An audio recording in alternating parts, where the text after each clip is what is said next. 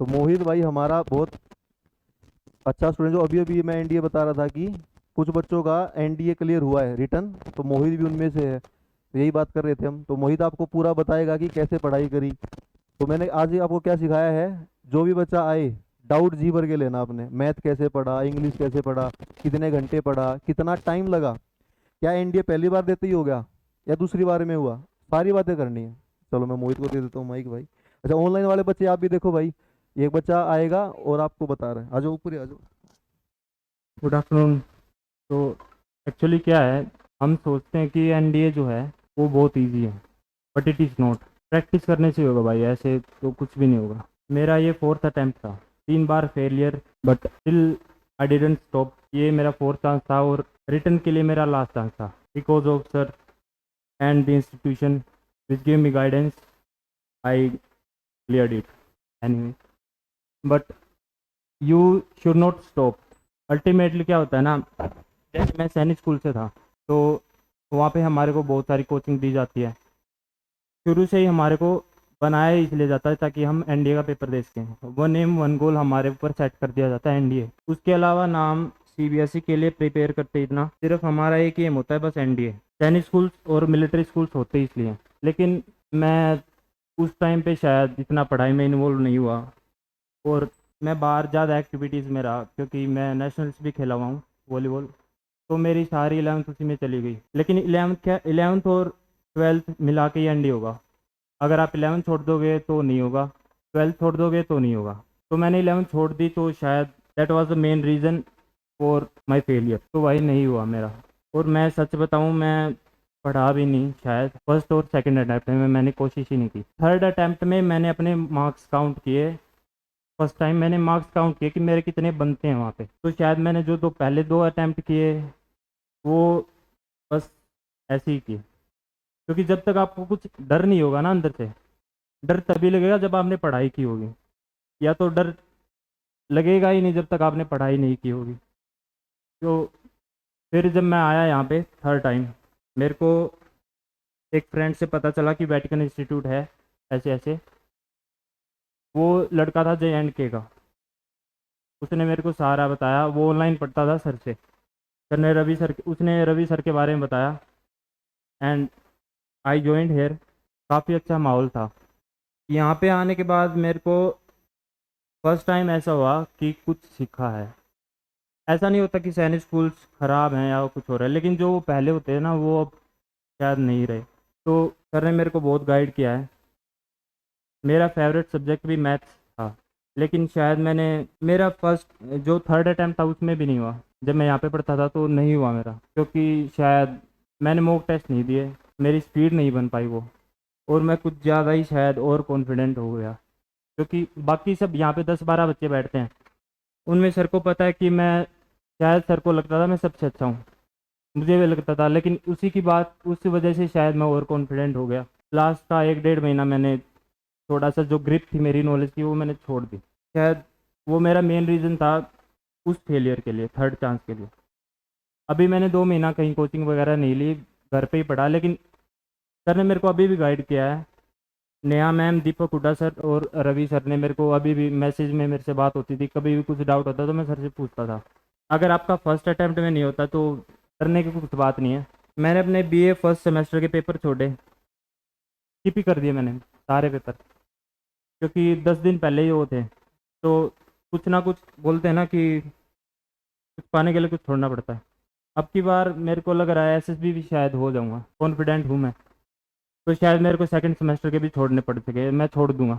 I just focus on the science subjects in the GAT, and the other subject also I studied. But वो बोलते हैं ना ऊपर ऊपर से बस, नहीं, करंट अफेयर्स आई डिडंट। लेकिन वो अगर आप उनको एक बार रिवाइज कर लोगे ना, अगर आप ऊपर ऊपर से देख लोगे तो एक आधा फंस जाता है। लेकिन अगर आपका मैथ्स ठीक नहीं है तो शायद प्रॉब्लम हो सकती है। मेरा मैथ्स ठीक था, लेकिन मैंने लास्ट 2006 से लेके 2021 तक के पेपर सोल्व किए। लगभग 30 पेपर हो जाते हैं, तब जाके थोड़ी बहुत प्रैक्टिस हुई। लेकिन मैंने शायद मॉक टेस्ट नहीं दिए तो उतनी स्पीड नहीं बन पाई। जितना मैं एक्सपेक्ट कर रहा था मैथ से उतना नहीं हो पाया फिर भी पेपर में। वो तो जीएटी ने थोड़ा सा बहुत हेल्प कर दिया मेरे को, शायद नहीं होता वरना मेरा भी, अब की बार भी नहीं होता।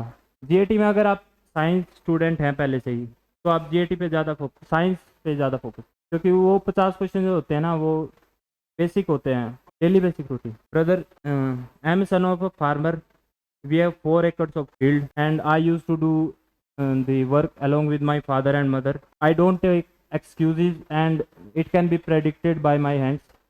You can touch this and you can obviously see the hard work. I don't take excuses कि भाई मेरे को वहाँ पे जाना है, मेरे को घर से छुट्टी दे दो, मेरे को काम पे मत ले जाओ। मेरे पापा फार्मर हैं, मेरे को इस चीज़ का कोई वो नहीं है, लेकिन मैंने एक्सक्यूज़ नहीं लिया, मतलब कि आप ऐसा मेरे से करवाओगे, थोड़ा बहुत काम करवाओगे तो मेरी पढ़ाई छूट जाएगी, ऐसा कुछ नहीं होता। पापा ने बस एक ही बात बताई, दो बात बताई, एक तो हेल्थ और एक पढ़ाई। वो आपसे कोई नहीं छीन सकता, बाकी सब कुछ छीन जाएगा, लेकिन हेल्थ और पढ़ाई नहीं छीन पाएगा कोई। लेकिन कई बार बच्चे बोलते हैं कि डिप्रेशन है मैम, लेकिन असल में डिप्रेशन होता ही नहीं है। डिप्रेशन तब होगा जब आपका माइंड आपके कंट्रोल में नहीं होगा, आपके थॉट्स आपके माइंड को कंट्रोल करेंगे, आपका माइंड आपके थॉट्स को नहीं कंट्रोल कर रहा होगा। डिप्रेशन तो कुछ नहीं होता, ये टेम्परेरी डिप्रेशन है जो हमें होता है ना, 5 मिनट के बाद फ़ोन देख लिया तो डिप्रेशन ख़त्म हो जाता है, किताब उठा ली तो डिप्रेशन हो जाता है। मेरा एक फ्रेंड है, उसको 2.5 साल से डिप्रेशन है और उसने 2 बार सुसाइड करने की कोशिश की है। वो मेरे साथ सैनिक स्कूल में था, अनफॉर्चुनेटली उसके साथ ऐसा हो गया। अभी मेरे को कल ही उससे 2.5 घंटे बात हुई तो मेरे को समझ में आया डिप्रेशन का असली मीनिंग क्या होता है, वरना हम तो सब टेम्परेरी डिप्रेशन में रहते हैं। लेकिन आपको मैथ्स पे ज़्यादा फोकस करना पड़ेगा लीगली। यहाँ पे जो टीचर्स होते हैं वो बहुत हार्ड वर्क करते हैं आपके लिए, तो it is only our results who give them the power to stand here and make you study. Maths के लिए दिन में अराउंड 3.5-4 घंटे। अगर आपका मन नहीं कर रहा हो पढ़ाई का, क्वेश्चन करने का मन नहीं कर रहा हो, कभी कभी होता है, मेरे साथ हुआ, तो आप सिंपली वीडियो देख लो, आपके मतलब फॉर्मूलाज रिवाइज कर लो। आप कहीं बाहर गए हो, मैं भी ऐसे ही करता था, मतलब वीडियो देख ली, जो चैप्टर नहीं आता उसका मतलब एक एज ए ऊपर से मतलब उसके फॉर्मूले रिवाइज कर लिए, या कोई भी वीडियो देख ली। पेरेंट्स बोलते थे मेरे ऐसे कौन मैथ्स पढ़ता है, मैथ्स के लिए कॉपी हाथ में पेन होना चाहिए, लेकिन मैं ऐसे लेट लेट के भी वीडियो देख लेता था, कभी फॉर्मूले पढ़ता रहता था। बोलते मैथ्स कौन पढ़ता है, तो फॉर्मूले थोड़े से दिमाग में सेट हो गए। कई बार होता है हम चैप्टर्स छोड़ देते हैं, इंटीग्रेशन छोड़ देते हैं, जैसे कई कई मुश्किल चैप्टर्स हम छोड़ देते हैं, लेकिन उनको छोड़ना मत। अगर आपका मन नहीं है ना तो कम से कम उनके फॉर्मूले रिवाइज कर लो, क्योंकि इंटीग्रेशन ऐसा चैप्टर है ना, आएंगे 6-7 क्वेश्चन बस, लेकिन बहुत लेंथी चैप्टर है और उसका पता भी नहीं कैसा क्वेश्चन दे दे, लेकिन 1-2 क्वेश्चन पक्का फंसेगा जो आपके फॉर्मूले में से होगा, सीधा का सीधा फॉर्मूले में से होगा। बाकी रवि सर बहुत एक्सपीरियंस है, ये आपको बता ही देंगे। और मेरे ओवरऑल मार्क्स बन रहे थे अराउंड 433, कितने मार्क्स बन रहे थे, और मैं करके आया था 530 का। इतनी नेगेटिव मार्किंग से मेरे घट गए 100 मार्क्स। लेकिन जब मैं पहले करके आता था सर, तो मैं कभी ऐसे कैलकुलेशन करके नहीं देखता था, जो शायद मेरी गलती रही। और अगर आप ये सोच रहे हो कि आप जितने करके आओ वो सारे के सारे ठीक हो जाए बिना नेगेटिव मार्किंग, तो ऐसा होगा नहीं। अगर आप स्कोर करना चाहते हैं अराउंड 400, तो आपको लगभग 500 के आसपास का तो वहाँ पे करके आना पड़ेगा, जब जाके आपके वो 400 बनते हैं। क्योंकि हमें लगता है कि कोई मिस्टेक नहीं हुई, लेकिन हो जाती है। सर मैंने सेल्फ स्टडी की, लेकिन रूटीन क्या था, 2.5 महीने पहले मैंने सब कुछ छोड़ दिया, फ़ोन से सब कुछ, सोशल मीडिया जितनी भी थी सारी डिलीट कर दी। फिर मैंने मतलब पार्टिकुलर हो गया, मैं सीरियस हो गया। फिर मैंने एक दिन रात को 12 बजे सोता था, एक दिन सुबह 5 बजे सोता था। जब मम्मी उठती थी तो मैं जग रहा होता था उस टाइम पे, जब मम्मी उठती थी तो मैं सोता था। फिर 9 बजे उठता था मैं सुबह, मतलब 5 या 6 घंटे सोता था, फिर दिन में नहीं सोता। उसके बाद अगर कुछ काम होता था वो काम करना पड़ता है घर पे, वरना सेल्फ स्टडी सब। तो देखो, हम वेटिकन की तरफ से अभी यही मतलब विश कर रहे हैं कि मोहित जो है अभी एसएसबी करके आए और ऑफिसर बन के दोबारा आए।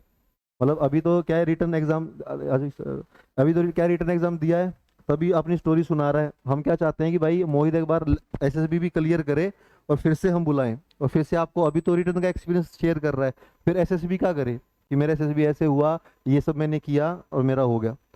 तो हम वेटिकन की तरफ से विश कर रहे हैं कि मोहित का एसएसबी भी अब की बार, और कॉन्फिडेंट भी है लड़का कि हो जाएगा, और हो जाएगा, हम पूरा विश करते हैं। ठीक है, चलो मोहित, मिलेंगे एसएसबी के बाद।